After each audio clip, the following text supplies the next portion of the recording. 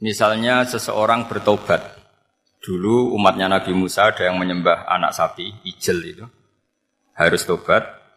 Itu tobatnya ekstrim betul. Kalau tobat sekarang kan cukup istighfar sama istighosah. Kalau dulu enggak, liyak tulal bari umingkum al mujrima, yang terbebas dari dosa menyembah anak sapi, membunuh yang terlibat atau pernah menyembah anak sapi. Makanya ayatnya apa? Fatubu ila bari'ikum faqtulu anfusakum. Ya, jadi orang-orang yang pernah menyembah anak sapi itu tobatnya apa? Faqtulu anfusakum. Sebab itu semua ulama berkewajiban menerangkan nasa mansuh. Sampai Sayyidina Ali suatu saat ada mubalek atau ustadz itu ngajar di masjid, ditanya, kamu tahu nasa mansuh enggak? Enggak tahu. Terus kata Sayyidina Ali, berhenti jadi mubalek, lisensinya dicopot. Dicopot, kemudian halakta wa ahlakta, kamu rusak juga merusak. Kenapa demikian? Logikanya begini, semua nabi itu kan panutan. Saya ulang lagi ya, semua nabi itu panutan. Tapi kalau kamu tidak tahu nasaman, so jangan-jangan kamu ikut nabi sebelum kamu, yang nasahnya itu syariatnya sudah apa? Mansukhoh, sudah di nasah. Itu kayak kasus Sunda Wiwitan itu. Itu gak mau punya Nabi Muhammad karena kurang keren, kurang sepuh. Nabinya langsung Nabi Adam. Resikonya adalah beberapa aliran sesat itu, aliran yang kurang benar itu, zaman Nabi Adam kawinan otomatis sama saudaranya. Lalu masa sekarang kita membolehkan kawin sama apa? Kalau sama Nabi Adam mau tidak mau. Karena yang cowoknya ya bin Adam, putrinya binti. Lalu Allah bikin satu sunnah yang suami istri itu harus beda, yaitu satu kandungan itu melahirkan satu pasang. Dan mulai dulu memang pasangannya orang jelek itu orang cantik. Makanya agak sial itu yang perempuan-perempuan itu. Memang mulai dulu gitu, kalau cantik itu kesunatannya dapat jelek. Nanti sama-sama masuk surga, karena yang cowoknya ibadahnya syukur, yang ceweknya sabar, ya, itu nanti sama-sama. Nah kebetulan si Qabil itu ganteng sekali Qabil. Berpasangan dengan Labuda itu jelek gembrot, pokoknya tidak cantik. Enggak lah, kebalik. Qabil itu berpasangan sama Iklimah, jadi Qabil ganteng, punya adik kandung namanya Iklimah itu cantik sekali. Yang Habil itu rapati apa? Berarti yang Habil apa? Ya tidak pati ganteng, berbarengan dengan Labuda juga tidak pati cantik. Nah karena tadi ya berarti Qabil bareng siapa? Iklimah, Habil, Labuda. Maka untuk kawin ini nggak boleh satu kandungan.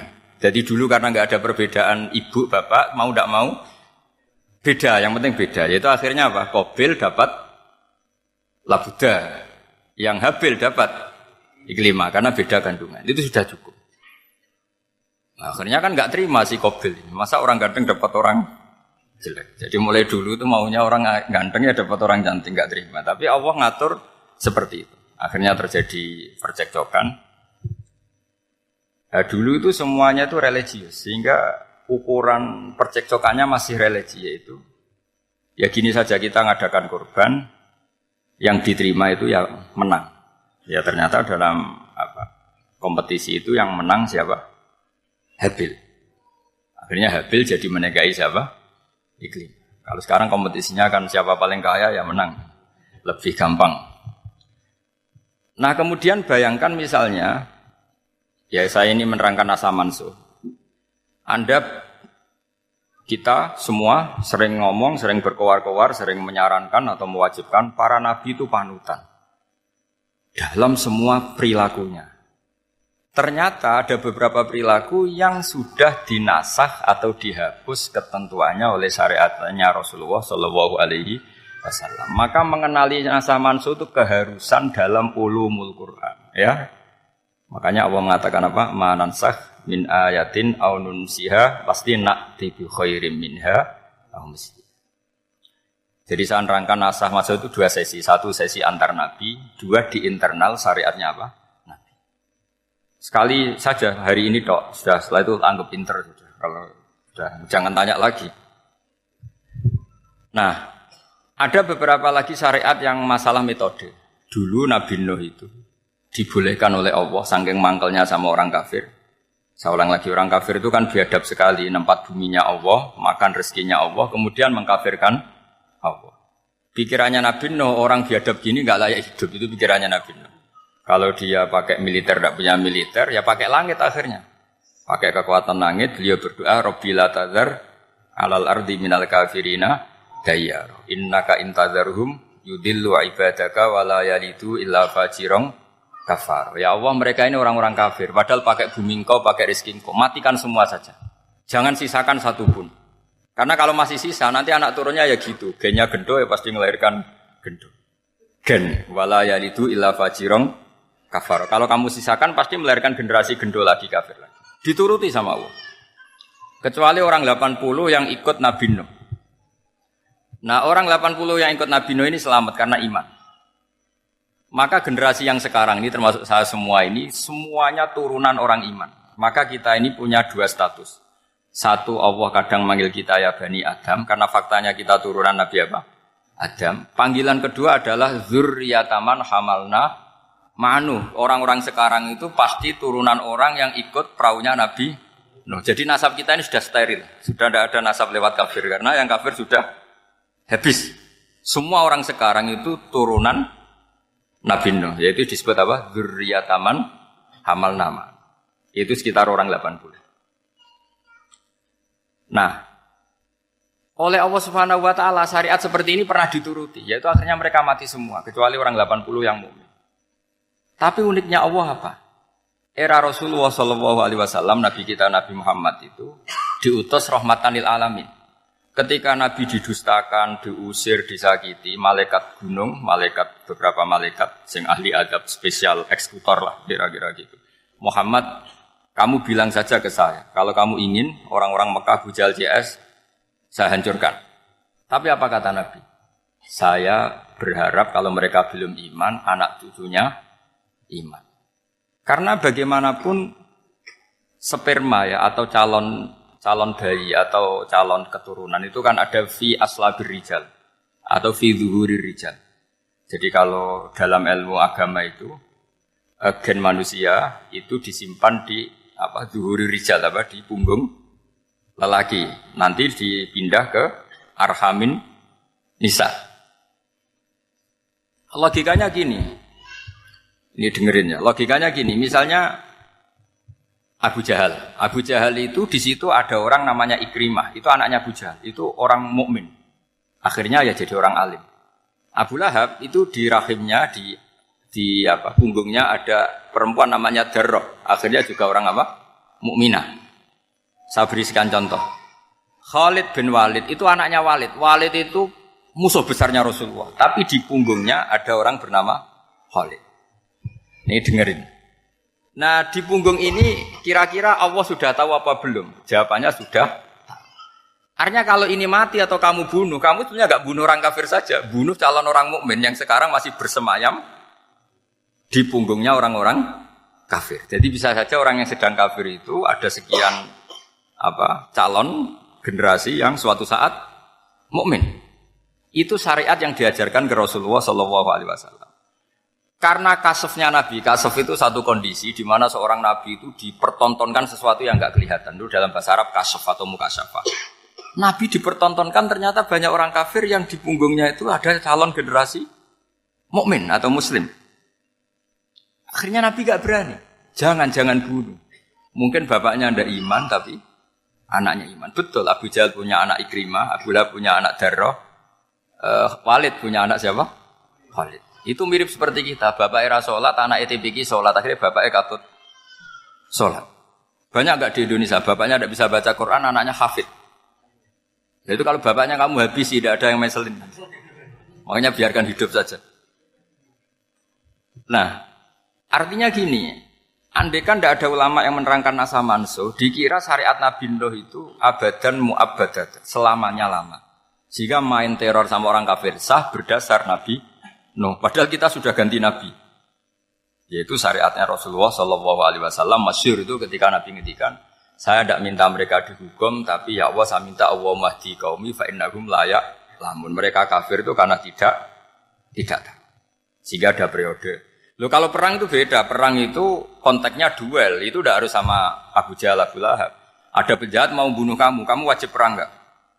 Wajib. Penjahatnya meskipun muslim apa harus kafir? Meskipun muslim. Maka kata ulama fikih sebetulnya perang duel itu bukan syariat muslim sama kafir tok. Masih muslim sama muslim, misalnya ada orang mau merkosa istri kamu, terus dia pamit gini, saya muslim loh, beri hak loh. Enggak bisa. Saya penjahat loh, muslim. Jadi kamu enggak boleh merangin saya, ngelawan saya. Saya kan muslim. Enggak bisa, tetap harus dilawan. Makanya kata ulama-ulama fikih, pertarungan sama musuh itu tidak harus sama orang kafir. Orang muslim pun yang mengganggu kehormatan kita, misalnya mau merkosa istri Anda, itu harus dilawan. Makanya Nabi ngendikan mangkutila duna mali fahuwa syahid, mangkutila duna harimi fahuwa syahid. Orang yang mati karena membela kehormatan keluarganya atau hartanya, maka dia mati syahid. Dan penjahat yang mati ini muhaddarun damu, diabaikan sehingga enggak kena kisos, pembunuhnya enggak kena. Misalnya ada penjahat mau bunuh kamu duel, menang. Kamu enggak kena kisos karena ini muhaddarun damu, diabaikan kehormatannya. Padahal dia muslim, apa? Muslim. Ini perlu. Jadi ini mengaji ini agak jelimet tapi gampang. Kan kalau paham enggak paham selesai, jadi anggap aja selesai itu. Sehingga kalau enggak ada nasa mansuh, maka orang selalu berpikir, pokoknya sementing ikut Nabi. Nah itu bahayanya kalau Anda tidak tahu detail, jangan-jangan syariat yang kamu ikuti itu syariat yang sudah berstatus mansukhoh, telah dicabut. Dan itu banyak. Makanya kata Sayyidina Ali ketika ada orang ngajar gak tahu nasa mansuh, halakta wa ahlakta, kamu rusak dan merusak orang lain. Seperti tadi pernah ada kawin itu satu turunan, yaitu era Nabi Adam. Masa kita sekarang kawin sama satu turunan, kan gak mungkin. Ya kan, pernah ada membumi hanguskan orang kafir, yaitu syariatnya Nabi Nuh, itu dihapus oleh syariatnya Nabi Ibrahim dulu. Yaitu Nabi Ibrahim menghentikan apa? Faman tabi'ani fa innahu minni wa man asani fa innaka ghafurur rahim. Ya, kalau orang ikut saya ya Allah ya pasti golongan saya. Kalau yang masih maksiat, masih balelo, saya berharap engkau ampuni. Akhirnya banyak orang kafir tobat. Coba era Rasulullah itu semua orang kafir Mekah itu kafir. Nabi belum wafat. Itu sudah ada 114.000 mukmin semua. Jadi Nabi menangi mayoritas orang menjadi mukmin dari mayoritas kafir. Yaitu disebut wara'aitan nasa yadkhuluna fi dinillahi afwaj. Andai kan Nabi Muhammad pakai syariatnya Nabi Nuh, bisa enggak mengislamkan orang sebanyak itu? Enggak bisa kan? Maka ini penting mengenali nasah mansuh. Jadi periode cara wong Jawa maksud no tuntas. Robila tadar itu, pasot tuntas itu, menghabisi itu habis. Di periode Nabi siapa? No, syariat itu sudah enggak dipakai lagi. Yang dipakai apa? Faman tabi'ani fa innahu minni wa man asani fa innaka ghafurur rahim. Lah Nabi Muhammad ini nabi yang kena khitab anit tabi' millata Ibrahim hanifah. Jadi masternya Nabi Muhammad itu mentornya Nabi Ibrahim. Sehingga syariatnya ya faman tabi'ani fa innahu minni wa man asani fa innaka ghafurur rahim. Tidak syariat rabbila tadzar alal ardi minal kafirina daya. Jelas ya. Jadi mengenali nasa mansuh itu penting sekali karena kalau enggak Anda halakta wa ahlakta, kamu merusak diri kamu sendiri juga merusak orang lain karena menfatwakan hukum yang sebetulnya sudah berstatus mansukh. Hanya berdasar itu kan syariatnya nabi-nabi dulu. Syariat yang apa? Syariat yang enggak pernah terhapus hanya satu, usuluddin, yaitu tauhid. Itu sama. Tapi kalau syariat itu beda-beda. Atau furu'iyah itu beda-beda. Itu tadi saya beri contoh. Era Nabi dulu kalau ada pakaian najis, dipotong, dibuang. Era Nabi Muhammad dicuci. Orang kafir dihabisi oleh langit. Era Nabi Muhammad enggak boleh. Bahkan didoakan Allahumma hdi qaumi fa innahum la ya'lamun. Di Qur'annya apa? Wa in ahadum minal musyrikin astajaraka fajirhu hatta yasma'a kalam Allah tsumma ablihu ma'mana. Jadi kalau ada orang kafir enggak boleh main dihabisin mereka, beri peluang untuk mengkaji kitab Allah. Hatta yasma'a kalam Allah. Kalau mereka sudah berpeluang ngaji, harus tsumma ablihu ma'mana, harus dijamin keamanan. Ya, karena apa? Dzalika bi annahum qaumul la ya'lamun. Bagaimanapun mereka memang karena tidak tahu. Nah, kenapa tidak tahu? Enggak.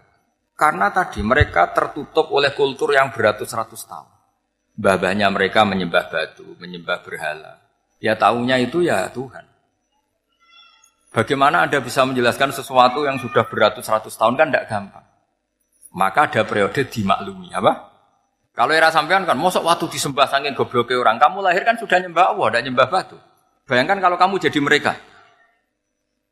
Wong perut kamu saja disuruh makan pizza sakit kok, karena saking lamanya makan sambal kan gitu. Kamu bilang perempuan Indonesia saja cantik kok, saking lamanya jadi orang Indonesia. Padahal orang Indonesia tanyakan orang Eropa, cantiknya di mana? Kamu lahir di Afrika, bilang orang Afrika itu cantik, tanyakan orang Eropa, cantiknya di mana? Hitam gitu kok. Jadi orang itu pasti terkooptasi oleh sekelilingnya. Orang Afrika akan bilang, wanita Afrika itu cantik. Coba tanyakan orang Eropa, cantik apa enggak? Blas. Orang Eropa yang kulitnya gitu, kata orang Eropa indah, kata sampean. Koyok anaknya kebu katanya. Jadi orang itu akan terkooptasi oleh sekelilingnya. Bayangkan kalau semua orang nyembah berhala, terus kamu, enggak, alasan kamu apa? Kan menentang mayoritas. Dan itu berat. Maka dimaklumi oleh Allah. Dzalika bi annahum qaumul la ya'lamun. Fi manah panyeruarah. Nah, pemakluman ini yang mulai sekarang terkikis. Orang main pukul saja enggak mau ngaji. Enggak mau ngaji Quran secara kafah. Jadi fatwanya Islam kafah tapi ngajinya Quran enggak kafah. Ngambil 1-2 potongan ayat dipakai dalil. Jadi Islamnya inginnya kafah tapi ngajinya Quran enggak. Kalau kafah ya hafal 30 juz itu. Kalau mau kafah ya hafal berapa? 30. Makanya saya sering bilang, saya sering dinasihati orang. Karena belum tahu saya ini hafal Quran.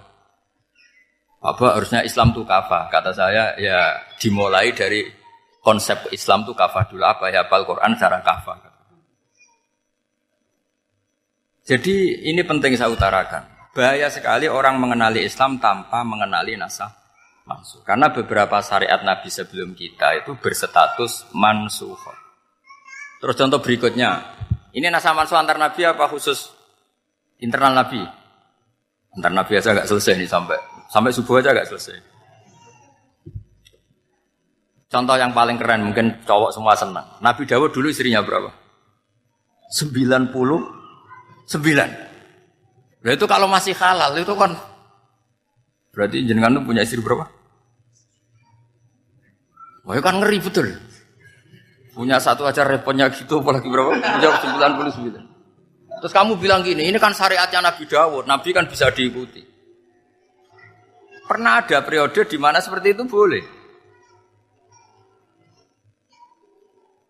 Jadi makanya mau tidak mau, ngenali nasah mansuh itu harus. Kalau enggak ya kamu masih berkeyakinan, boleh beristri berapa? Nah ini penting saya utarakan. Makanya Sayyidina Ali itu kalau ngetes calon mubaligh, kira-kira kalau Kemenak dulu inginnya apa? Sertifikasi apa? Mubaligh. Itu tanyanya gitu. Ta'rifun an-nassa wal mansuh, kamu apa tahu nasa mansuh? La. Jawabnya Sayyidina Ali, halak tahu ahlak tahu, kamu orang yang rusak. Karena tadi takutnya ada syariat yang sudah mansuh dipakai. Itu tadi misalnya kita ini tidak umatnya Nabi Nuh, tapi pakai syariat Robbila tadar alal ardi minal kafirina. Terus ketiga begini, misteri manusia itu. Dan ini kita tidak pernah tahu sampai kiamat. Tapi ini ilmu harus kita diskusikan. Misalnya saya ini namanya Bahauddin. Saya sekarang hidup sampai 2019 sekarang. Kan hanya Allah yang tahu berapa turunan saya sampai kiamat. Dan statusnya kayak apa. Donald Trump juga gitu. Donald Trump itu sekarang kafir. Tapi kita tidak pernah tahu nanti turunan keberapa ada yang Muslim. Lah turunan yang calon Muslim ini diletakkan di mana kita tidak tahu. Yang jelas kalau kamu bunuh itu katut itu. Artinya gini, logika membiarkan orang kafir itu ya ada logikanya. Gitu. Nah, logika membunuh karena mereka mau membunuh kita ya ada logika fikihnya karena kalau kita ada membunuh dibunuh. Makanya semuanya hukum ini terus bergantung al-hukmu yaduru ma'ilatihi wujudan wajib. Di sini terus dipertemukan. Makanya semua nabi itu kalau yang namanya membunuh pasti pas perang saja karena ini kondisi yang memang pilihannya hanya dua, kalau enggak dibunuh ya membunuh. Ada duel lah itu. Maka ini butuh kajian fikih dan orang enggak boleh subjektif dalam hal ini. Saya ulang lagi, enggak boleh subjektif. Karena tadi Orang yang kamu katakan sekarang misalnya Zaid, kamu itu bodoh sekali. Kenapa bodoh? Nggak hafal Quran, nggak pernah kuliah, nggak pernah ngaji. Ternyata Zaid ini bersemayam calon anak yang alim alama hafal Quran. Namanya Umar, tapi masih jadi sperma. Suatu saat Zaid itu punya anak alim alama. Kan banyak orang nggak bisa baca Quran punya anak hafid. Banyak nggak di Indonesia? Banyak nggak petani yang punya anak dekan? Petani punya anak dekan. Yang dekan punya anak naik kelas saja susahnya bukan main. Banyak kan? Nah ketika dibalik nanti ada dekan punya anak goblok, yang petani punya anak dekan, pinter mana? Kita tidak pernah tahu. Makanya ini kan, ya sudah kalau nggak pernah tahu ya bilang saja wallahu alam kan selesai. Daripada keminter keliru kan ada wallahu alam. Makanya cerita favorit guru saya, Kiai Haji Maimun Zubair itu punya apa namanya Kiai Zubair. Itu cerita favoritnya itu ada santri namanya Soleh. Soleh itu alim alam.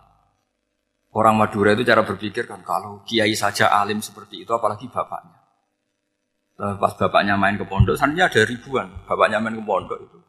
Sholat itu ya enggak benar. Enggak sesuai sunnah Rasul lah kira-kira gitu. Sudah sholat itu enggak benar apa-apa enggak benar.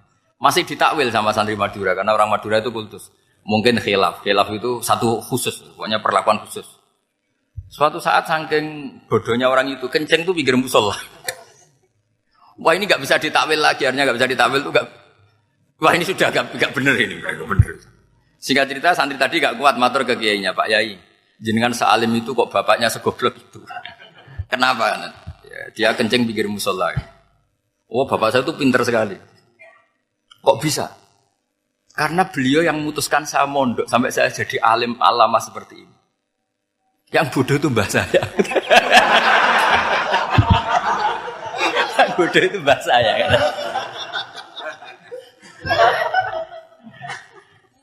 Artinya gini, sekarang misalnya Anda dekan atau Anda rektor atau Anda profesor atau Anda kiai top mubalek kondang.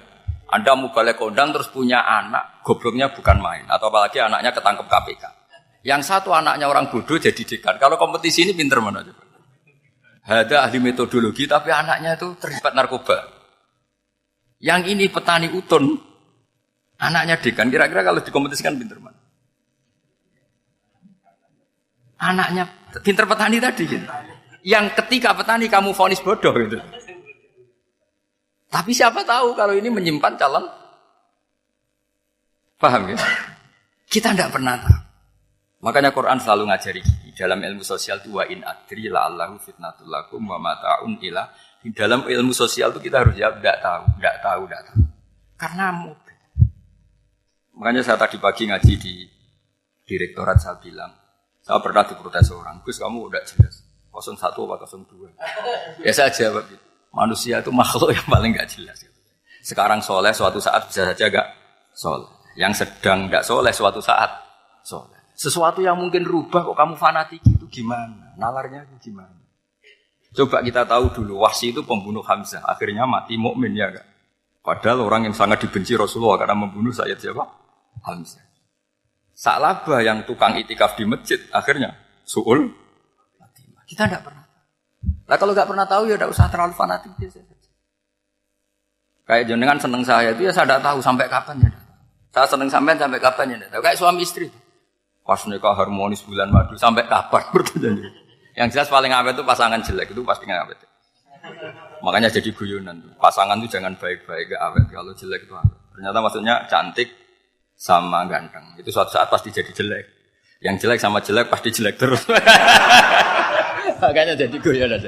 Kalau pasangan jelek itu awet katanya. Tapi kalau pasangan baik, ternyata baik wajahnya itu pasti gak awet. Suatu saat pasti jelek. Tapi yang jelek awet. Karena mulai dulu ya jelek sampai gitu. Awet jeleknya maksudnya bukan. Ya jelas ya, jadi saya mohon sekali ini ilmu. Sampai tidak urusan, ini bukan urusan cocok tidak cocok, tapi ilmu. Ilmu harus kita dengar bahwa syariatnya para nabi itu yang sifatnya furu'iyah, tidak usuliyah, tidak tauhid itu potensi rubah. Sehingga mengkaji nasab mansukh itu satu keharusan seorang ulama. Makanya setiap ada syariat nabi, hal hadis syariah mu'abbadah amla, mansukhah amla. Karena potensi itu tinggi. Kita tahu dulu semua nabi sholat menghadap apa? Baitul Maqdis. Era Rasulullah dipindah ke Ka'bah. Tapi kalau kamu katakan total Baitul Maqdis ya tidak juga. Nabi Ibrahim mulai dulu madhabnya ke Ka'bah. Tapi kalau Nabi Musa ke Baitul Maqdis. Terus kamu bilang ini 0102 ya memang syariat jadi sesuatu yang furu'iyah. Nah, kenapa ini furu'iyah? Jawabannya sederhana. Ketika seseorang menghadap Ka'bah itu menghadap batu apa menghadap Allah? Allah. Ketika menghadap Baitul Maqdis hakikatnya menghadap Allah apa menghadap Baitul Maqdis? Allah. Maka menghadap Ka'bah itu sebenarnya masalah furu'iyah. Yang masalah usuliyah adalah inni wajjahtu wajhiya lilladzi fataras samawati wal ardh. Yang permanen adalah menghadap Allah Subhanahu wa ta'ala. Cuma secara prosedur syariatnya secara zahir menghadap Ka'bah.